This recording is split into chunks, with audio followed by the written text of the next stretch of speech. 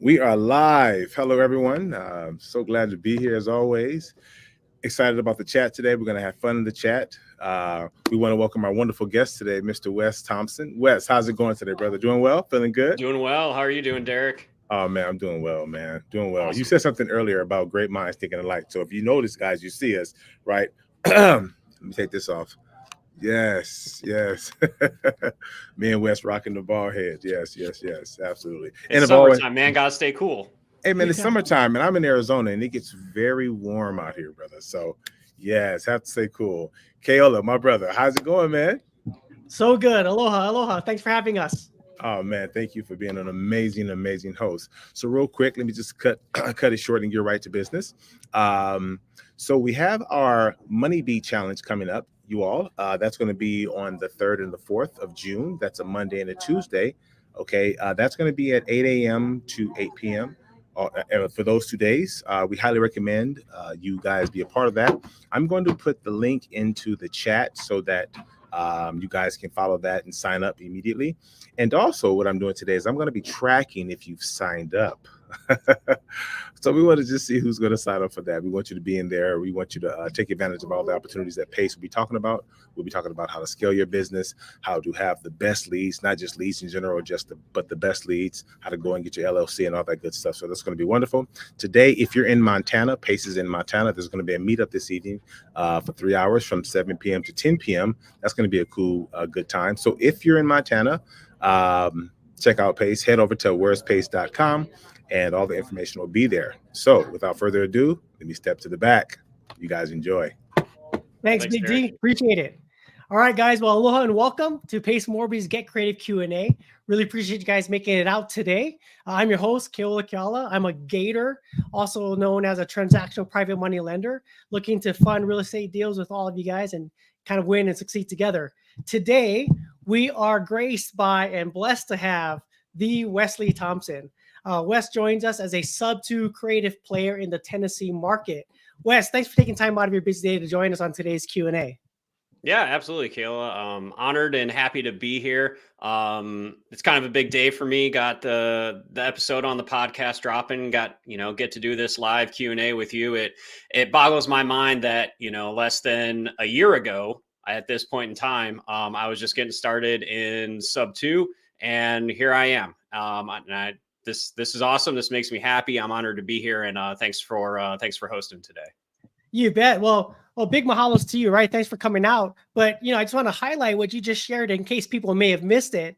Not only are we on today's live Q&A, but guys, check out Pace's podcast on Get Creative Podcast, and you're going to see another segment with Wes Thompson there talking about a deal that we're also going to be diving into today. So Wes, congrats on the success in such a short time, right? In less than a year. So tell us, Wes, if you wouldn't mind sharing a little bit about your background, kind of who you are, how long you've been in real estate, and really what you did before joining SubTo in this journey. Yeah, absolutely. Be happy to. So originally from the Midwest, I grew up in southern Wisconsin, northern Illinois area, joined the Army right out of high school, and did that for 22 and a half years up until earlier this year when I retired. And so real estate is still relatively new to me. I started real estate investing in about 2021.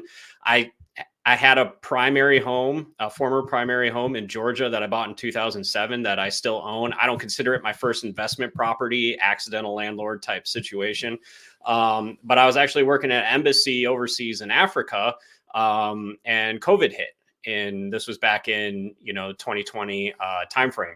So my family had to leave country because the medical support system there wasn't that great. But I was one of those, what they call them, essential people.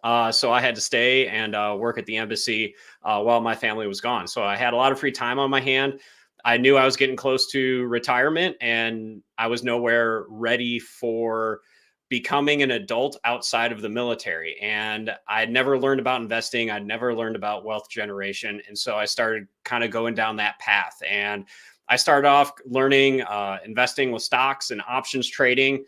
Too emotional of a roller coaster ride for me. So one day I got Rich Dad Poor Dad as an audiobook to listen to while I was working out and walking around the compound I was living on, and said, oh my gosh, I've been doing this all wrong my whole life. And once I started learning more about real estate, decided that was really the investment vehicle for me.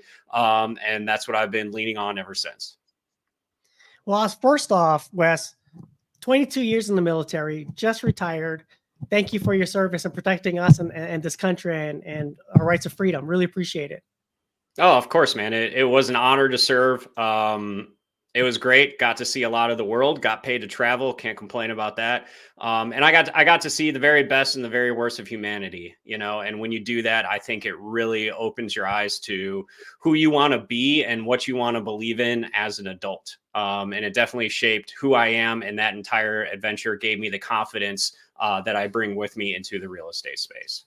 Awesome. So you mentioned that you started kind of educating yourself, trying to look at what is next steps for you as you retire from the military, step into the adult world of real life, I guess as a civilian, right? And what took you down the path and how did you find PACE, and what was a trigger that got you to select SubTo as kind of your entry point to real estate?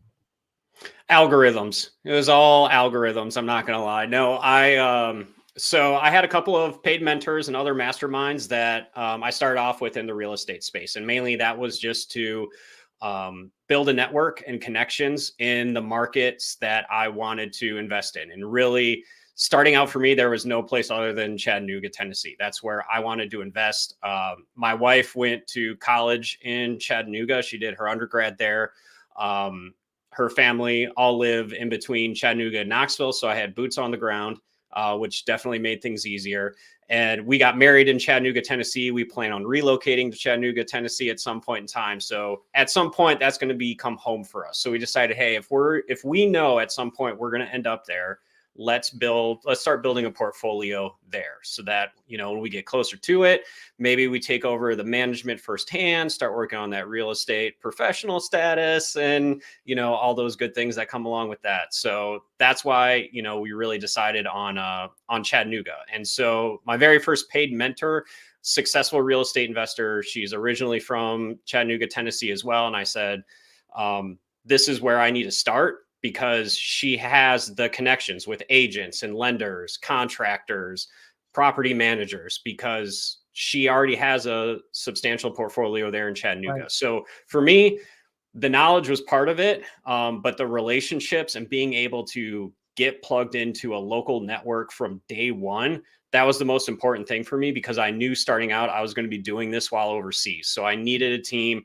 that I could lean on, that I can trust, who needed very little input from me. And that's exactly what I got. And I was super happy about that. As this journey kind of goes on, another buddy of mine from the military as well. He's a SubTo student, and he's killing it up in the Seattle, Washington area. Shout out JP Ibarra. And he kept telling me, you know, he's like, oh, you need to join SubTo. I had already heard about PACE because looking up real estate stuff, I got the algorithm and started watching some of his videos, learn about creative finance. And every video was, I didn't know you could do that moment. I didn't know you could do SubTo. I didn't know you could do seller finance. All these things that I didn't know you could do in real estate. And also reading Brandon Turner's book on investing with no and low money down. I was just like, why am I spending my money, you know, putting that 20% down, putting that 30% down when there's all these other things that I could do? And it just made sense. So after a while, JP, he finally got on me and was like, Wes, you really need to join SubTo. So I said, all right, JP, I'm going to do it. So I finally pulled the trigger. And ever since then, it's just been a roller coaster ride. I live right outside of Washington, D.C. I've been plugged in with the local D.C. group here, met tons of great people, couple of visits from Pace and Jamil. And it's been great. And then also plugging in with the SubTo network out in Tennessee, and just found, you know, a great group of individuals who want to grow their businesses, want to grow their portfolios, and everybody has been super helpful and super supportive of one another, and just couldn't ask for anything more. Absolutely. You know what I love that you shared, Wes, is the fact that you looked at an opportunity to dive into something for future growth and opportunity for you and your family. You found through different connections and through things that you liked and didn't like, you found yourself gravitating towards the real estate world in and of itself, got connected with a mentor got connected with friends, and through those friends and mentorship program that you found, also kind of not necessarily stumbled, but got funneled your way into Pace's community as SubTo. And Yep. within that community, created deep connections, a large network, and you've been able to thrive from the support, mentorship, training, and opportunities that is created through Pace Morgan and the multiple communities that he brings to the table for so many people. Yeah, absolutely. And it's just great meeting other SubTo folks out in the wild when you don't know your SubTo folks. So this past October, I was actually in San Antonio at a real estate conference. And I met Adam Catledge, who's, in the SubTo community as well. And we were sitting at tables right next to each other, and we were talking. I overheard him talk about creative finance, and he's a retired Marine, and he overheard me talking about creative finance. And it was kind of one of those Spider-Man meme moments where we're sitting there like pointing the fingers at each other. And I think he got onto the SubTo Facebook group and he looked up my name. He was like, "Oh, you're SubTo, I'm SubTo. Like, hey, let's talk SubTo." And so, you just find each other, out in the wild. And I think it's great because you have that automatic connection. Right, absolutely. It's interesting. You see people wherever it is in the nation, right, or even on planes, wearing the hats, wearing the paraphernalia, the marketing, and you're just like automatically gravitate to that person to strike up a conversation, talk about who they are, where they're at, what the market they're dealing with, and kind of the big deals they got going on in their life, and so forth. So thanks for sharing that. So Wes, Yeah, as you talked about, we always want to talk about SubTo and the deals and creative and all the many things that are possible. Let's talk about. I want people to understand this in your journey. First off, zero real estate experience coming to it. Can you kind of share with us the timeline of when you joined the community and when you got your first deal? And let's talk about how you found it. Sure, absolutely. And for those of you who haven't heard the podcast drop today, Kevin Show and I, we go into the story a little bit more in depth. Excuse me. And so I joined SubTo in June of 2023 and got in, started figuring out what my avatar was going to be, started figuring out what do I want to do. And honestly, throughout that journey, I probably learned more about what I don't want to do than what I did want to do. But that was good because it helped me funnel a focus into what it is that I want to do, what fits best with me. And I start off as a buy and hold long-term rent investor, and I've continued, essentially doing that because for me, it's about, being very judicious with my time. I still, I retired, went right back to work a couple months later, doing a 9-to-5 job as a defense contractor because the money, it was just too good to, to say no to. And my wife has expectations on standard of living. So she was not prepared to take a hit on that. So the deal I got, which was really my first SubTo. And one of the big things for me about joining SubTo was knowing that as I start to do more of these deals, whether it's my first one or hopefully one day my 100th one, was that any issue I would come into, whether it's paperwork, making the deal better, overcoming objections, that I had a whole community to support me in that endeavor. And I see it every day in the SubTo Facebook group. And I think it's great. So really big thing for me was the contracts. I was like, I don't want to pay a lawyer to do all these contracts. I don't want to, figure out all these things. And so just getting into the group and getting access to the paperwork, getting access to the tools, to the top tier transaction coordinators like yourself, and getting all these things, that support structure together so that whenever I came to a deal, I knew that I had a team that was there ready to go to support me. So that was the big thing. I already had a really good relationship with an agent and a brokerage in Chattanooga because I had bought 2 deals prior from them off of the MLS. And they work a lot with out of the area investors like myself. So we have a fantastic relationship. They don't represent sellers on a lot of properties. And usually when they do, it's only people who have been clients of theirs already. They're very judicious about their time as well. They don't want to be running all around Chattanooga, North Georgia area, taking photos and doing all those things. They rather work with out of area investors. That's really what they specialize in. So when I see the agent have properties that hit the market, I know it's a rarity. And so when I saw my agent's property hit the market, it needed some work. I knew the area well enough to know that their asking price for the condition that it was in was a little bit high. the property had only been on the market 1 or 2 days. And I just called the agent and said, hey, would the seller be interested in doing something creative? And she and I had spoke about creative finance before. It was not something she had ever done as well. But we had the discussion about it. And she said, I'll reach out to the seller. Reached out to the seller, and the seller said, no, I'm not interested in doing that right now. Okay, no problem. 2 months later, as I was actually at the airport flying to San Antonio for this real estate conference, the agent calls me and said, hey, I spoke with the seller of that property and she is willing to do a creative deal on it now if you're still interested. And I said, great. And then by the time that conference was over, we had it locked up on contract. And it was awesome. It was a roller coaster ride. And the story with it was that it was another out of area investor. She was in California. This was really her first investment property. And the tenants did not take great care of it. I think they ended up getting evicted. And she just looked at it and said, I don't want to put any more money into this property. Let's just sell it. And I'm pretty sure a lot of people probably called up and offered a lot less than what they were asking for it, to the point where everything that was offered was, if you take this offer, you're going to have to bring money to the table at closing just to get rid of this property. And she wasn't willing to do that. So I came and said, hey, what if I just take over the payments subject to, I'll pay the closing costs and commissions and we'll get this done. And they agreed to it and we got the deal done. That's amazing. So first off, you got the deal through an established relationship that you previously had with a realtor that you've done business in the past. Yep. And that relationship was so good that she brought you the deal after you had initially reached out a few months prior. She hit you up, said, hey, my seller is looking to do something creative, and connected you guys together. Wes, can you walk us through, especially as we look at the free creative space, a lot of people are trying to understand SubTo, what made this deal attractive to you as the buyer, and what made the deal on the other end attractive for the seller to do this deal together? I think for the seller, they were very much a tired landlord. And I think all the low ball offers just kind of wore them down. And that's what they were getting. And they didn't think that there was anything better necessarily out there. So they were looking to just do something to move on from the property. And so I came with, a solution to do that. And the funny thing about it was they had dropped the price. It had been on the market. After a month, they had dropped the price. Month 2 came. I think they dropped it a little bit again. And I was just doing the math on it. And I was like, even if you sell it at that price, you're probably going to break even after paying closing costs and commissions, based off of what I thought that they owed on it.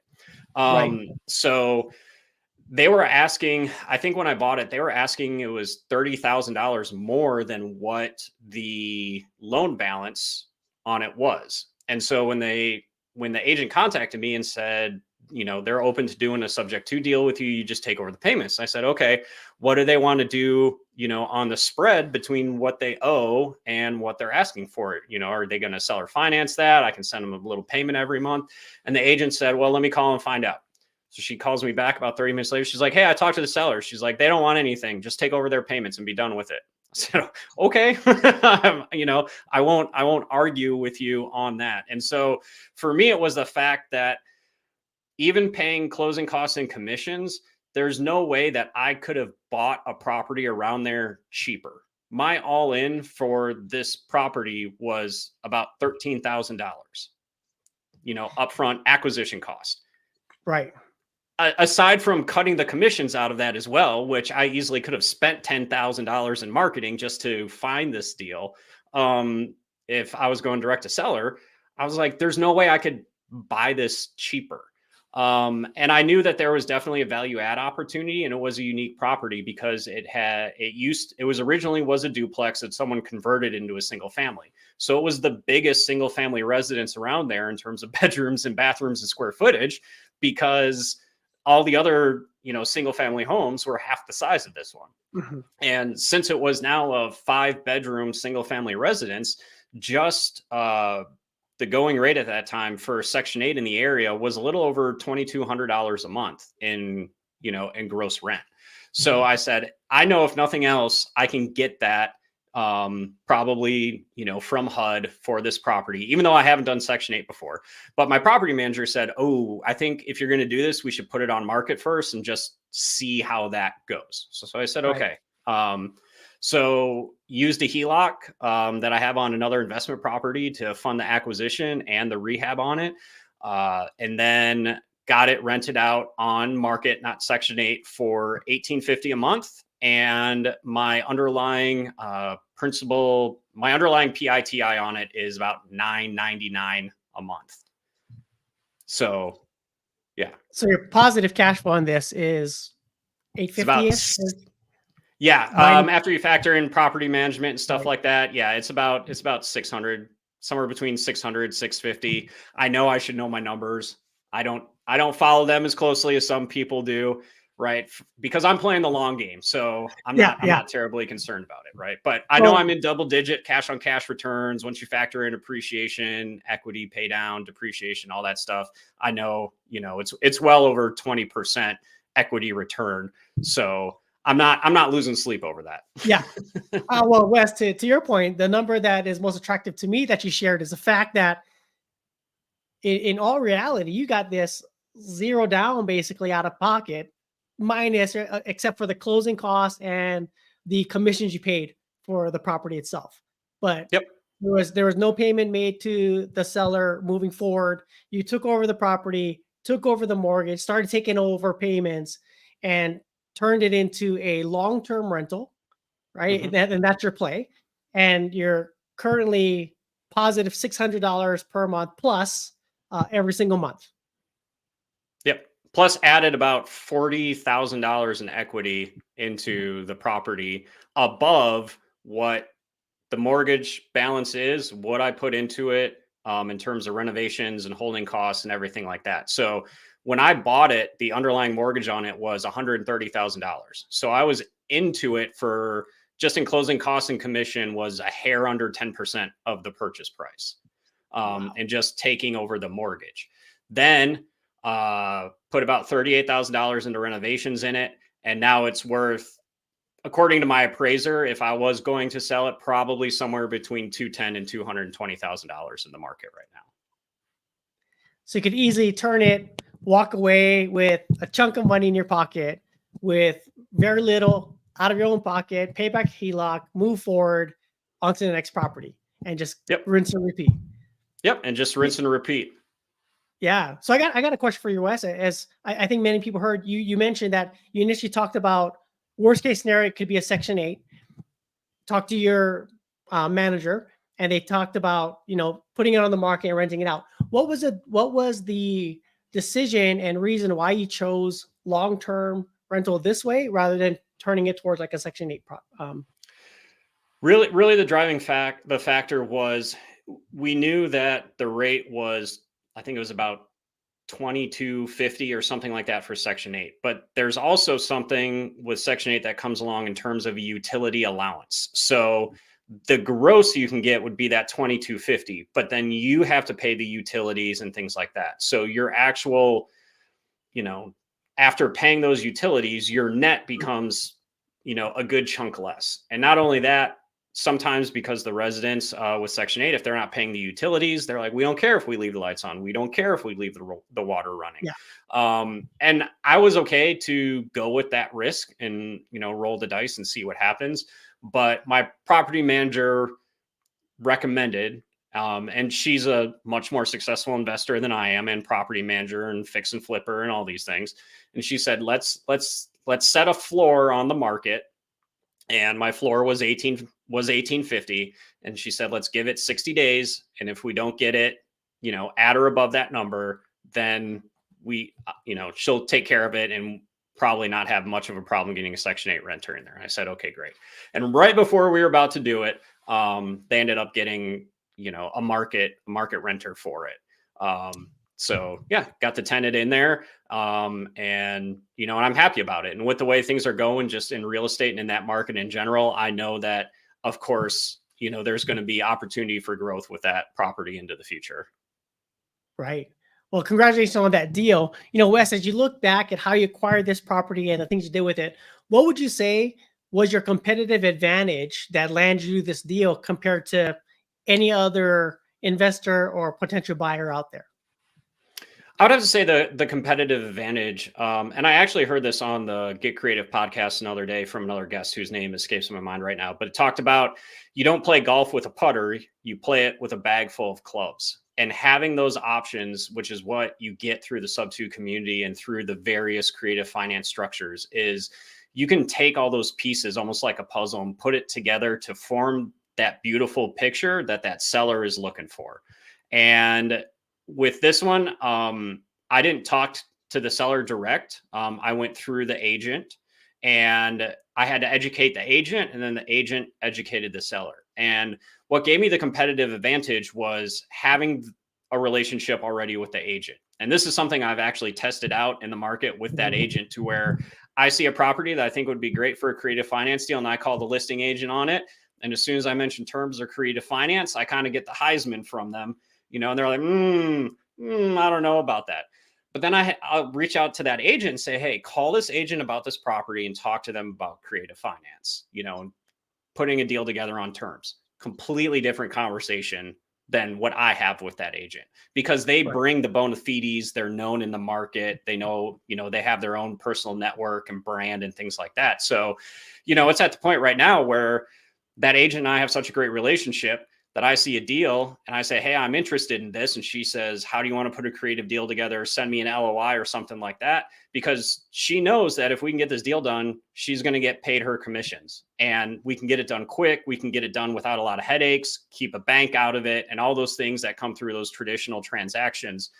It just makes things so much easier. And she's recognized that.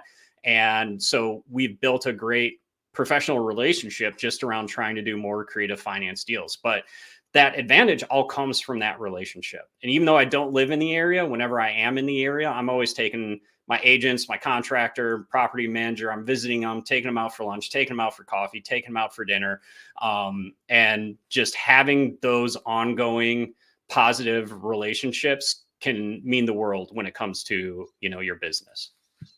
Yeah, I would say, just kind of echoing what you just reiterate to everybody is the fact that, this is still a people business. Although we may be dealing with properties, real estate, and finances, at the end of the day, it's people working with each other, right? Like everybody's striving for, and this is what I love about the creative SubTo space is everyone is in SubTo, and creative real estate is trying to find solutions and win-win opportunities for everyone, right? It's not always about gouging and one-upping the other. It's just, how can we creatively come up with a solution to solve problems together and walk away feeling like we all won, and just, thanks for sharing that, Wes.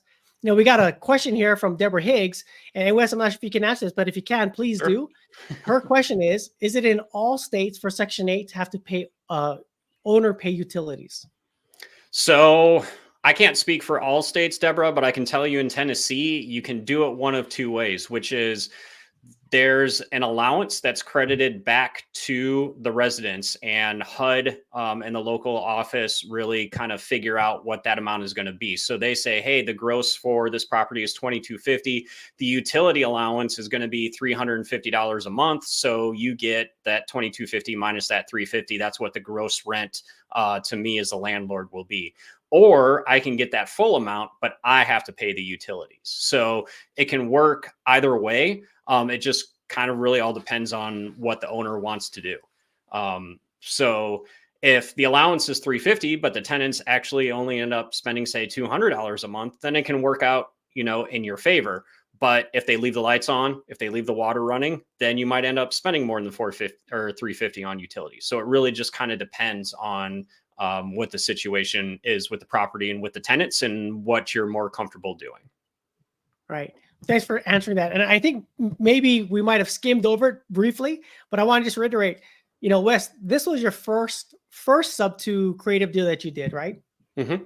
Yep. And it came, and you did it less than 5 months of joining the community. Yes. I know some people are faster than me in pulling that trigger, and getting a deal done.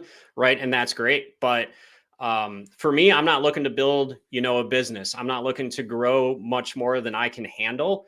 I really like Chad Carson's book and mentality about being small and mighty. And I've heard Pace bring it up several times as well, that for the majority of people, if you get 7 to 10 good cash flowing rental properties, that can change your life. And I'm at a point in my life where I want my time, right? I want that cash flow. That's the most important thing to me. And, setting my family up for long-term wealth, replacing, my W-2, which is now easier with my retirement and disability and all those things you get from retiring from the military. So I'm working in that direction. And the best way for me to get there is to do creative finance deals where I can still use my own money, but bring a lot less of it into the situation to get, these deals done. Got it. So let me recap kind of the deal itself, just for those that may have joined us late or on the call right now. So right now we're talking about a SubTo creative deal that Wes acquired in Tennessee. And he acquired this deal from a realtor friend, from a connection that he made that brought the deal to him. They looked at it, and Wes literally came pretty much zero out of pocket, right? 0% financing out of pocket to purchase the deal. Obviously paid for closing costs, and he also graciously paid commissions to the realtor, but he just took over the mortgage of the existing property, and the seller walked away. And Wes, kind of on that upside, had the option of looking at what type of what he wanted to do with the property to make positive cash flow. And he weighed the options between Section 8 or long-term rental, traditional way, or holding on to with his property manager. And as he ran the numbers, he knew that Section 8 would have at least brought him X amount, $2,250 per month. Or he could have rented it out on the market at $1,850 is what they set their rate at. And at the end of the day, it went and rented at $1,850 in less than 60 days.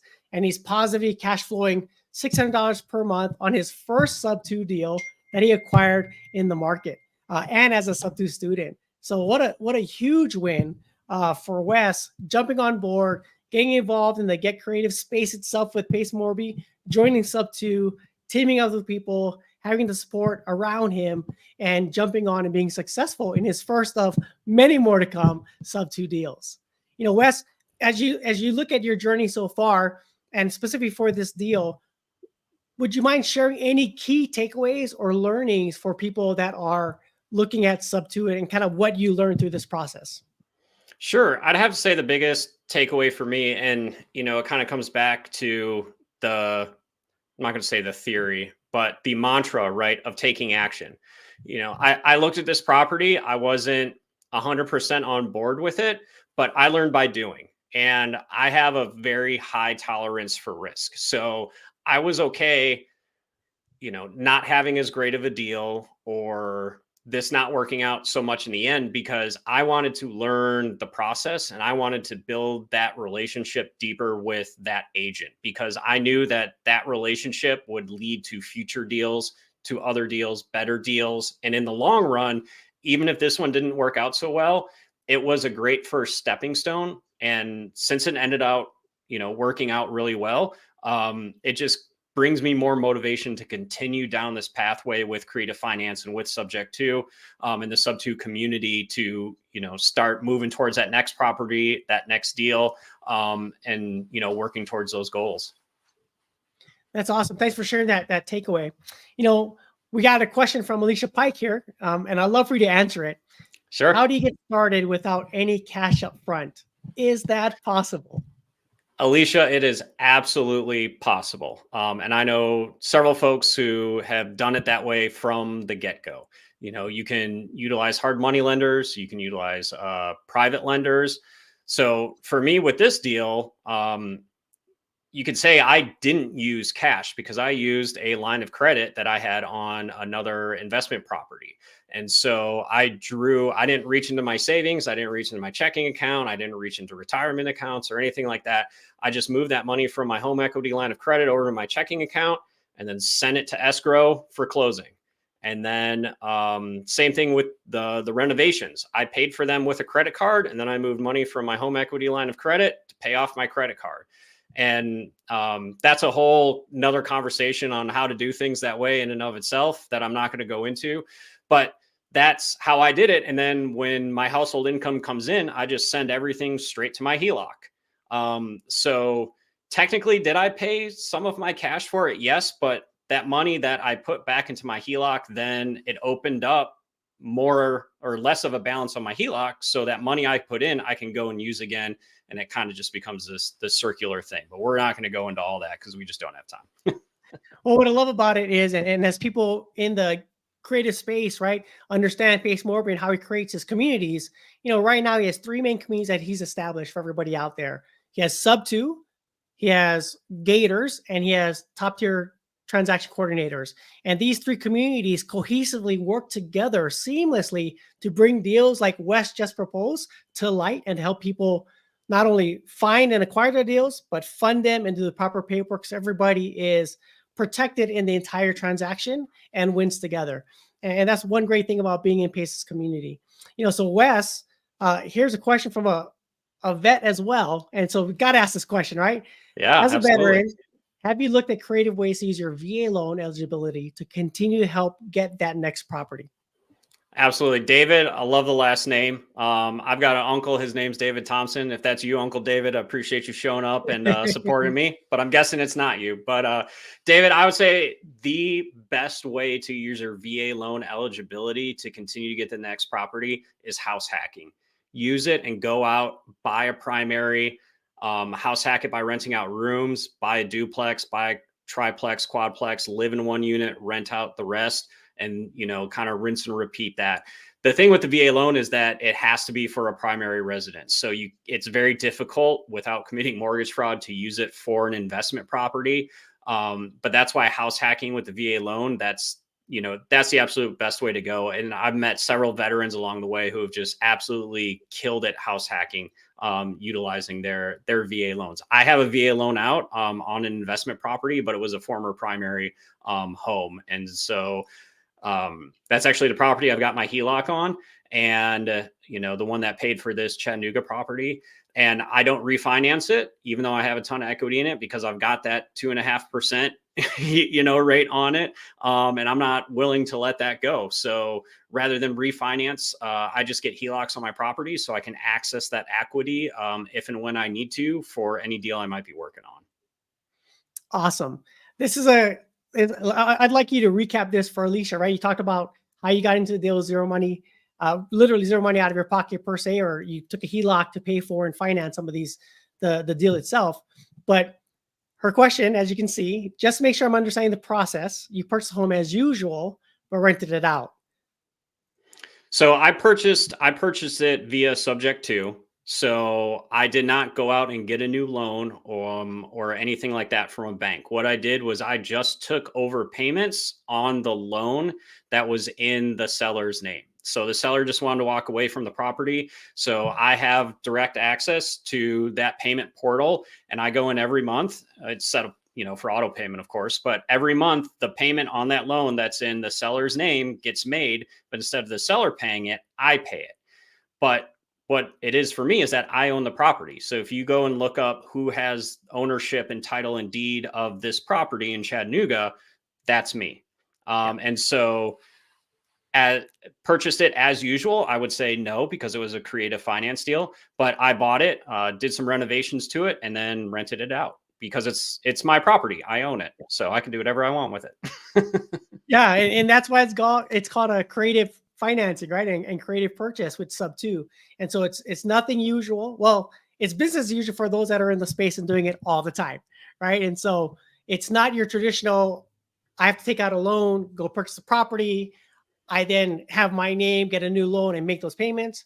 As Wes just explained, Alicia, it was a creative purchase that he took over the payments from the seller, and it's now his. And he's just making payments on the mortgage in behalf of the seller, but it's his property moving forward. So I love that recap and all that you shared today, Wes, with us. A couple final questions for you as we wrap up our time here. How has SubTo impacted your life? SubTo has impacted my life, right, just for the community, because I know, even if I'm just traveling somewhere, I know that there's going to be SubTo people wherever I'm going, and you're going to have that built-in connection, and having the list of all the SubTo community members, and things like that. If I go to San Antonio, I'd say, who in San Antonio is in SubTo? Hey, I'm going to be in town. Let's, link up and have coffee, have lunch, have dinner or something like that. Like I mentioned earlier, just meeting SubTo folks in the wild. And the SubTo events that get put on in all the various markets. There's several that I've been to here in DC, and every time you go, you just meet just the most fun people to hang out with. Real estate, depending on, your family situation. My wife hates listening to me talk about real estate because it's not her thing. Right. And she says, hey, you've been talking a lot about real estate, lately. You need to go to a meetup and get this out of your system with someone who actually, wants to hear you talk about it. And so, having those local SubTo connections is great. We carpool. Several of us here in the DC area, we all carpool down together to go meet Pace down in Richmond when he was there several months ago, and met him and Jamil in DC. And, you meet people who are lenders who can lend on deals that you're putting together. You meet people who are wholesalers, people you can buy deals from, transaction coordinators, people helping you get the ball across the goal line and everything like that. And everyone is super supportive. And I would have to say, for me personally, that's just the biggest advantage of being in the SubTo community, and the frequency and quality of information that comes out of this community on the daily. People who ask me about SubTo community, I'm like, you're going to feel overwhelmed if you join. And that's natural. It's okay, because there's so much content already out there in the vault when you're a member, that by the time you got through it all, there would be another lifetime worth of content in there for you ready to go on top of it. But any problem you need a solution for, it already exists. You just have to be confident and not afraid to ask the question and say that you need help, and people from this community will step up immediately. And I think that's the greatest strength of the community. Not sound like a politician. Here's Alicia coming back at us with another question, and I love the question, Alicia. And this is what this is created to do, right? And your question and many other deeper dive into what SubTo is can be answered as part of the community, as Wes just shared. But just to kind of highlight her question, and let's quickly answer that and move on. So you own it, but the loan is still in the seller's name. Did you have to pay closing costs, down payment kind of thing? Interesting. Hit it again, Wes. Yeah, absolutely, Alicia. Great questions. So I do own it. I own the property. It's in my name. I can do whatever I want with it because I am the owner of it. But the loan is still in the seller's name. But the seller doesn't make payments on that loan. I make the payments on that loan for the seller. And then I just send them an email every month that says, hey, this month's payment on that loan has been complete, so that they know that I'm keeping up with my end of the bargain. I did have to pay closing costs because there was a title company involved. The ownership, on title did change hands, but those closing costs were very small because there was no bank involved in this transaction. There was no new loan done. So I didn't have to pay all those fees and costs that come along with working with a bank in terms of closing costs. I think my closing costs were just a couple, like $1,000, right? And I paid the real estate agent's commissions. And that was, I think, somewhere around $9,000 ish total. So I bought this property for about $13,000. And that was it. There was no down payment. There was no money to the seller at closing. I didn't have to put 20% down because I wasn't getting a new loan from a bank or anything like that. I just started making the payments on the loan that was already in place. That was and it still is in the seller's name. So it's not in my name. If you go and pull up my credit, that loan does not show up on my credit because it's not in my name. It's in the seller's name. And that's what makes this whole deal creative and such a huge win for somebody wanting to get involved in real estate. Aaron will go ask a question about how much money do I need to invest in real estate? Well, Wes got started with real estate. And if you look at what it actually cost him compared to traditional, very little. And in many cases, you can get started in real estate with zero money out of your pocket by knowing the right people, being a part of the right communities, such as SubTo, Gate, or Top Tier TC. Wes, final questions for you. Where can people find and connect with you? If anybody wants to connect with me, you can find me on Instagram. My handle is it's Wes Thompson, ITS_WESTHOMPSON. I don't have a lot of content on there just because Instagram is relatively new to me. And I found out that if you post to Instagram, it also goes to your Facebook. So I was like, great, one bird, two stones. So you can definitely connect with me on Instagram. That's the best place to do it. Awesome. For any members in our SubTo Gator or top tier communities that are watching and listening in and want to jump on a mini podcast to be highlighted, just like Wes was highlighted today, with Pace and others, please shoot Taya an email and she'll drop her email in the chat, but it's Taya, Taya at pacemorby.com. And she'll get that scheduled. As we wrap up today's call, Wes, any final words? I would just have to say, thanks for putting this on. I feel honored and special to be a part of this, having, barely been in the community a year, having only really done one deal. But one thing that I learned very early on, and for those of you real estate investors, you should definitely take his advice on getting signed up, to be on the podcast, because telling your story is how you meet people who don't know anything about you. I'm not going to say that I'm egotistical, but I don't mind sharing my story because other people share their stories with me and I found them to be insightful and motivational. And so I love coming on podcasts and sharing my story for all of you out there who are just getting started out, no matter where you are at in your journey, as proof that you can do this. It is not complicated unless you make it so. And you don't have to have a lot of money to get started. It's just a matter of what you want to do, how you want to do it, and then figuring out what that next step is. And one of the things that someone said to me as I started on this journey was, if you're not creating problems to solve, are you even an entrepreneur? So when you start having problems, when you encounter hurdles, you have to push through them, because that's how you learn and that's how you're going to grow. And with that, as you get more wise, then you just become a better investor and a better business owner. Wes, thank you so much for your time, man. Big mahalo for joining us on today's live Q&A. My name's Keola. Once again, find me at Keola_Cal on Instagram, and let's connect. Let's help answer questions. Let's help people learn about this industry and this business. Come in and join us with Pace Morby's community. We'll turn time over to Big D, back at it.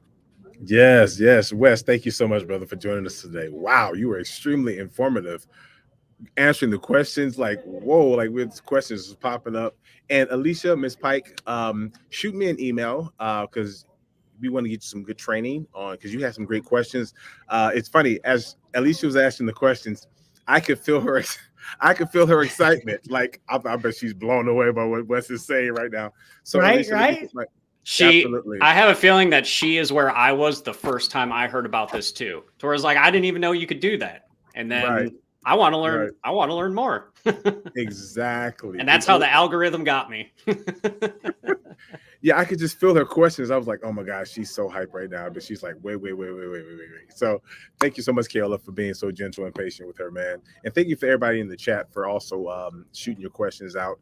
Alicia, shoot me an email. I'll shoot you the links to the trainings and the videos that you need to answer all of your questions. The Pace Morby way, absolutely. Wes, you crushed it. You knocked it out the box, man. Thank you so much for your time. And as well, email Taya at pacemorby.com. We have that email up. It's in the chat. If you are in the Gator, SubTo, as well as the TC community, and you want to be a guest on the show here, please send her an email. She's fantastic. I always call her Miss Brilliant. And she'll get you straightened out, okay? So thank you all so very much. Wes, you are the man. Love your haircut, brother. Oh, appreciate it. Thanks, Derek. You're very welcome, my man. Thanks, guys. Have a good one, everyone.